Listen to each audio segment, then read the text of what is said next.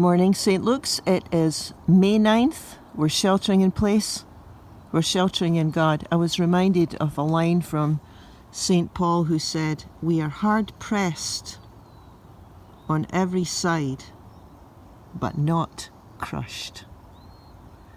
And this was a man who had gone through so many different traumas. He was shipwrecked, he was beaten up, he was stoned, he was persecuted, and his whole team, actually. It was really incredibly difficult to be a leader in the early church, or even be a follower of Christ 2,000 years ago. There was so much persecution we can hardly imagine it.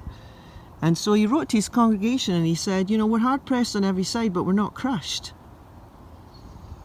And it wasn't so much that St. Paul believed himself to be very strong. He said, I'm just like a jar of clay. And a jar of clay is pretty fragile, right?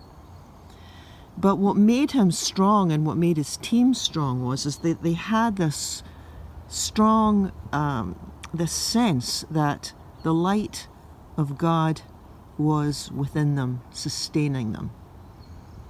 It's almost like the ancient Celts who spoke about Christ being in us and above us and around us and ahead of us and behind us, like a shield. This light, this glory, this power in our fragile jars of clay, our bodies. And that power is more than enough to keep us going for this day. More than enough. Isn't that a wonderful thing to consider? We're hard pressed on every side, but we're not crushed.